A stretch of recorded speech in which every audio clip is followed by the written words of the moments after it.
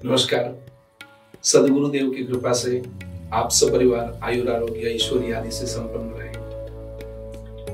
मित्रों, जैसे ही होली आदि पूर्ण हो जाती है तो हमें नूतन वर्ष की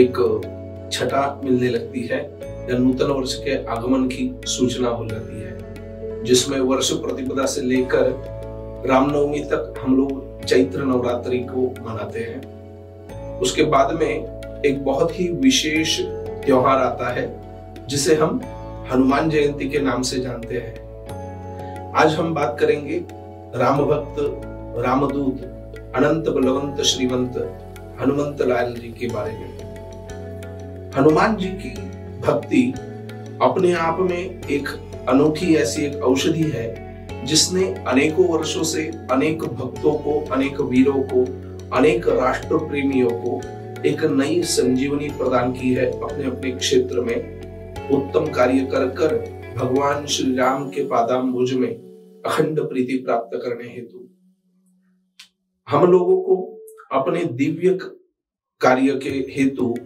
जो एक बल चाहिए होता है, हमारे रोजमर्रा के जिंदगी में आने वाले सभी संकटों को दूर कर कर जीवन के लक्ष्य की ओर हम अविरत बढ़ते रहे, इसलिए जो शक्ति हमारे अंदर चाहिए वह प्रदान करने में भी श्री हनुमान जी अत्यंत समर्थ तो है ही है, लेकिन कृपावंत भी है।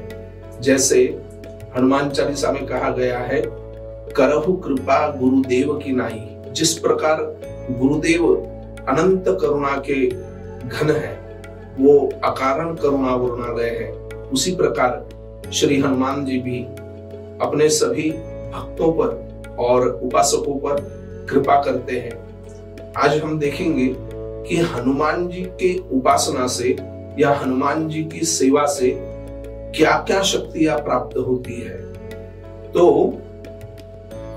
श्रीमद् वाल्मीकि सुंदरकांड के भूमिका में बताया गया है कि 8 वस्तुएं हैं, 8 गुण है जो भगवान श्री हनुमान जी की सेवा से, उनकी उपासना से, उनकी आराधना से एक साधक को प्राप्त होते हैं। और ये 8 के 8 गुण जिसमें आ जाते हैं वो एक दिव्य चेतना बन जाता है, इसमें कोई संशय नहीं रहता। कौन से वो गुण हैं?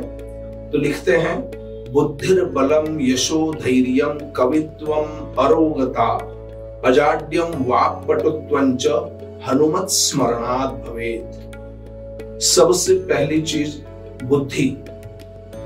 बुद्धि का मतलब केवल अपनी इच्छा पूर्ति, लालसा पूर्ति या लालच की पूर्ति नहीं होता। अगर हमें जो चाहिए वो प्राप्त करना और बाकी चीजों को दूर फेंकना यही बुद्धि का एकमात्र लक्षण होता तो साधारण पशु पक्षी भी मानव से अधिक बुद्धिमान होते। लेकिन जैसे कि धर्मशास्त्र बताता है कि सभी लोगों में प्रजा उत्पत्ति करना, अपना पेट भरना, भय करना और निद्रा लेना, ये 4 गुण सभी जीवों में होते हैं। इनसे 5वां गुण जहां पर आए वहां बुद्धि की विशेषता होती है। आहार निद्रा भय मैथुनंच। एक प्राणी भी आहार लेता है, वह भी सोता है, उसे भी निद्रा आती है। अपनी प्रजा बढ़ाने के लिए वह भी मैथुन करता है। इसके व्यतिरिक्त हम लोग क्या कर सकते हैं? तो अपनी चेतना को दिव्यता में परावर्तित कर सकते हैं। वो परावर्तन का कार्य उपासना से होता है।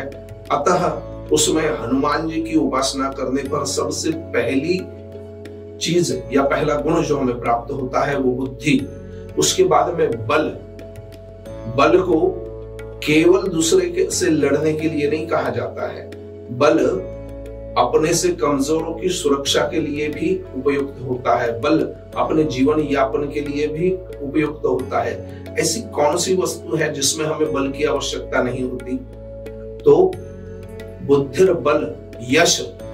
हनुमान जी की उपासना से हमें यश की प्राप्ति होती है।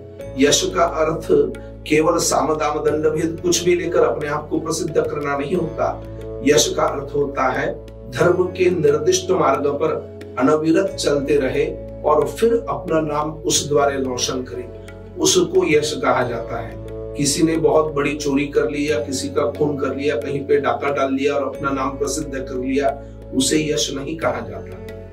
यश होता है धर्म के मार्ग पर चलकर अपने आप को ख्यापित करना, उसे यश कहते हैं। तो हनुमान जी की सेवा से हमें यश भी मिलता है।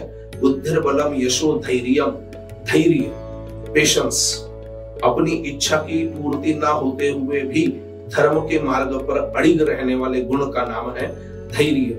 जो आज की क्विक के जमाने में हर चीज में जो हमें जल्दी जल्दी चाहिए, फूड भी अब फास्ट हो गए हैं, भोजन के लिए भी हम रुक नहीं सकते, बहुत जल्दी चाहिए, हर चीज बहुत जल्दी जल्दी जल्दी चाहिए होती है।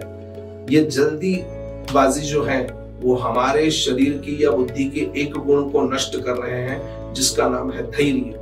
तो धैर्य हनुमान जी की सेवा से हमें प्राप्त होता है।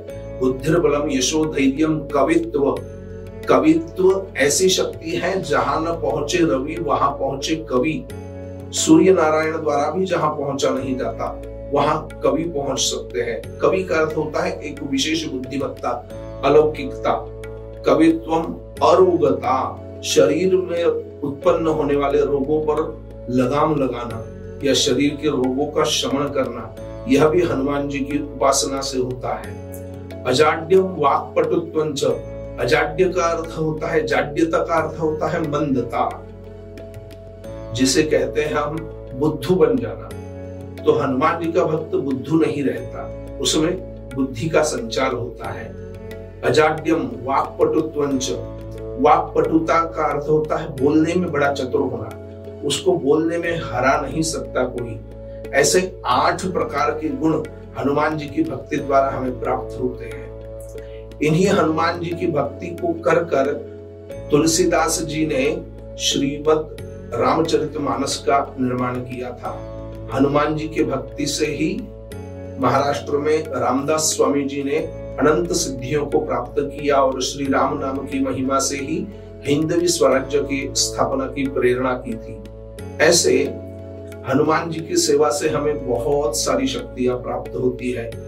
आज हम सभी लोग सभी जगह पर हिंदुत्व की बात कर रहे हैं। हिंदुत्व केवल पागलों जैसा रोड पर जय श्री राम कहते घूमना नहीं है। हिंदुत्व केवल किसी वर्ग विशेष को, वर्ण विशेष को प्रताड़ित करना नहीं है। हिंदुत्व केवल किसी राजनीतिक स्वार्थ हेतु अपने आप को किसी उद्दंड भावना में या उन्मुक्तता में झोंक देना नहीं है। हिंदुत्व है अपनी बुद्धि को निर्मल करते हुए धर्म में बताए हुए मार्ग द्वारा अपने जीवन को लौकिकता से अलौकिकता में परिवर्तित करना। इसमें हनुमान जी की भक्ति हमें बहुत ज्यादा कार्य प्रदान करेगी, बहुत ज्यादा शक्ति प्रदान करेगी। और सबसे आवश्यक बात, हिंदुत्व में अहिंसकता है, लेकिन हमारी अहिंसा नपुंसकता नहीं है। हम अहिंसक हैं, सहिष्णु हैं, लेकिन दब्बू नहीं है। हमारे क्षत्रियों की तलवारों ने अनेकों वर्षों तक इस संस्कृति को बचा कर रखा और आज तक हम सुरक्षित हैं उसी क्षात्र तेज पर। हमारे विप्रों ने और सन्यासियों के बुद्धिबल ने इस विधा की वैदिक परंपरा को, यहाँ के ज्ञान विज्ञान को अनेक वर्षों से सुरक्षित रखा था, जो आज भी है, जिसकी शक्ति पर पूरे विश्व में आज भी हिंदुत्व की लहर दौड़ रही है। हमारे वैश्यों ने अपनी कार्य कुशलता को, अपनी व्यापार दक्षता को इस तरह संजोए रखा था, अपनी दान शक्ति द्वारा इस संस्कृति को आज भी बचाए रखा था। हमारे यहाँ के अंत्यज भाइयों ने, हमारे शूद्र भाइयों ने, कलाकारों ने इस प्रकार की दिव्य दिव्य कलाओं का निर्माण किया था, जो आज के वैज्ञानिक युग में भी उसकी डुप्लीकेट कॉपी भी मशीनों द्वारा हम नहीं कर सकते। आप देख लीजिएगा कैलाश मंदिर, दक्षिण भारत में कितने मंदिर हैं। तो इन सभी की अलौकिकता को हमारे जीवन में जो जागरूक कर सके वो है श्रीमद् हनुमान जी। अपेक्षा है कि आप सभी हनुमान जी की भक्ति द्वारा, उनकी उपासना द्वारा अपने जीवन के भी इस सर्वसाधारण आत्मा को आत्मा राम में परिवर्तित करेंगे और हनुमान जी की सेवा का लाभ लेंगे। अंत में हनुमान जी से प्रार्थना करेंगे कि हे हनुमान जी, आप असाध्य कार्यों को साध्य करने वाले हैं। ऐसी कौन सी चीज है जो आपसे सिद्ध नहीं हो सकती? तो आप हमारे सभी संकटों को दूर कीजिए और हमारे जीवन में दिव्यता का प्रवाह अपनी कृपा से प्रवाहित कीजिए। असाध्य साधक स्वामिन् असाध्यं तव किं प्रभो, रामदूत कृपा सिंधो मत्कार्यं साधय प्रभो। जय श्री राम।